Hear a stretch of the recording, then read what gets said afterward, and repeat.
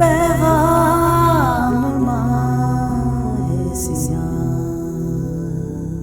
اعوذ باللہ من الشیطان اللعین الرجیم، بسم اللہ الرحمن الرحیم، الحمد لأہلہ والصلاة علی اہلہا، اما بعد فقد قال اللہ الحکیم فی کتابہ المتین وقولہ الحق وہو اصدق القائلین۔ بسم اللہ الرحمن الرحیم، ولا تنازعوا فتفشلوا وتذهب ريحكم وقال في مقام آخر واعتصموا بحبل اللہ جميعا ولا تفرقوا، صدق اللہ العلی العظیم۔ آج کے اس دور میں، اس زمانے میں جس چیز کی سب سے زیادہ اہمیت ہے اور جس چیز کی ضرورت ہے وہ ہے اتحاد بین المسلمین۔ 1400 سال سے مسلمان آپس میں تفرقوں میں، گروہوں میں تقسیم ہو چکے ہیں۔ اس طویل و عریض عرصے میں مسلمانوں کو فقط نفرت، بغض، عناد، کینہ، حسد، تعصب، غل، ان امور کے علاوہ اور کچھ حاصل نہیں ہوا۔ نتیجہ قتل و قتال پر ہی منتہی ہوتا ہے۔ قرآن مجید نے آج سے 1400 سال پہلے ہمیں اکٹھے رہنے کا درس دیا، اور رب کائنات کی لا ریب کتاب جس میں واضح سورہ انفال میں ارشاد ہو رہا ہے لا تنازعوا، آپس میں نزاع جھگڑا مت کرو۔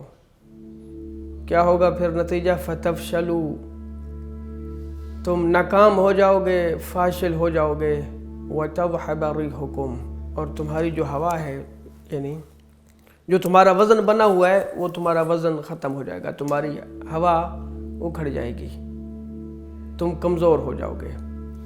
ایک اور مقام پہ ارشاد ہوتا ہے وَاعْتَصِمُوا بِحَبْلِ اللَّهِ جَمِيعًا وَلَا تَفَرَّقُوا، اللہ کی رسی کو مضبوطی سے تھامے رکھو اور آپس میں اختلافات میں نہ پڑو، اختلافات کو ختم کرو۔ مسلمان ہونے کی حیثیت سے ہمارا سب سے پہلا فریضہ اتحاد کے اوپر ہم زور دیں اور اتحاد کو عملی جامہ پہنائیں۔ سرکار امیر کائنات، کیونکہ ماہ مبارک کے ایام ہیں، آپ کا نہج البلاغہ میں ارشاد ہے کہ اور یہ وہ فرامین ہے کہ جن کو سنہری قلموں کے ساتھ لکھنا چاہیے اور جن پر عمل کرنا ہر مسلمان کا فرض ہے۔ سرکار فرماتے ہیں ان الشیطان یعطیکم بالجماعت الفرقہ وبالفرقۃ الفتنہ۔ بڑے خوبصورت الفاظ ہیں۔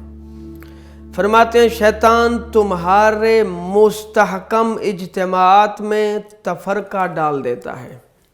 تم مستحکم ہو، کسی امر پر مجتمع ہو، شیطان کیا کرتا ہے؟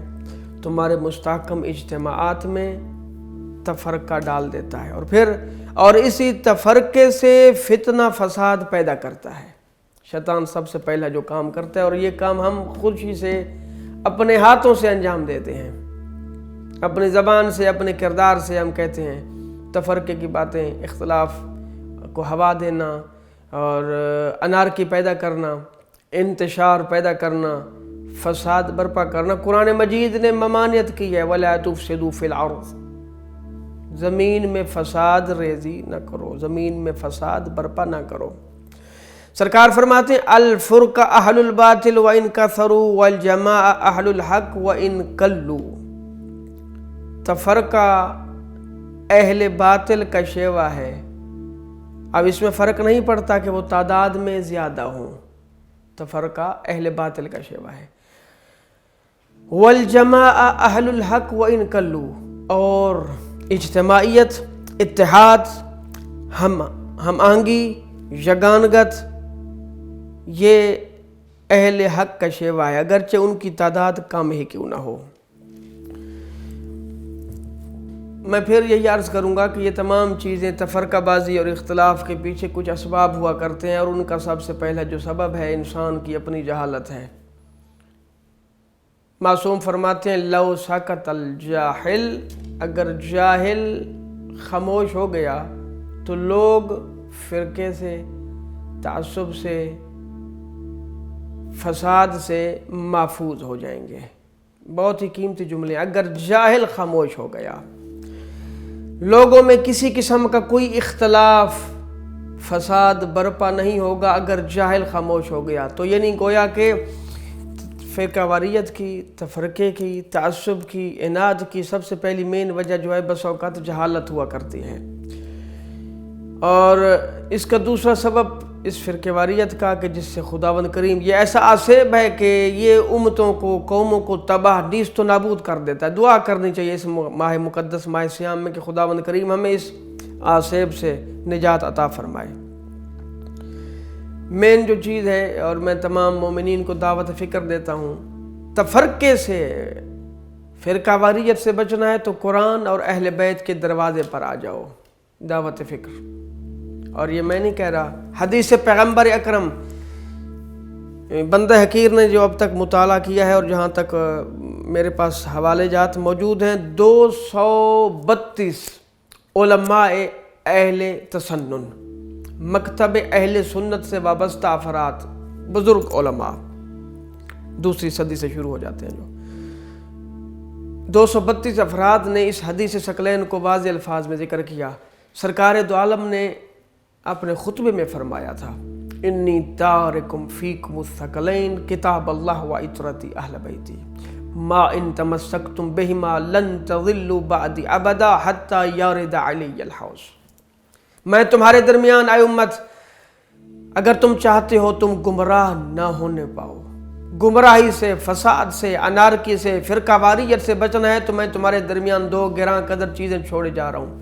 ان کے ساتھ متمسک رہو، ان سے وابستہ رہو، ان سے رابطہ، ارتباط، انسجام، اتصال بنائے رکھو، کامیاب رہو گے۔ کون سی چیزیں؟ ثقلین، دو گراں قدر چیزیں، کتاب اللہ و عطرتی اہل بیتی، ایک کتاب خدا اور دوسری میری اہل بیت، لن یفترقا حتی یارد علی الحوض۔ اور یہ دونوں آپس میں جدا نہیں ہوں گے، نہ یہ آپس میں، نہ قرآن اہل بیت سے جدا اور نہ اہل بیت قرآن سے جدا۔ ایک تو یہ گارنٹی پیغمبر نے دی اور دوسری یہ گارنٹی دی کہ اگر تم گمراہی سے بچنا چاہتے ہو، ضلالت سے، فتنوں سے بچنا چاہتے ہو تو قرآن اور اہل بیت کے دروازے پر جھک جاؤ۔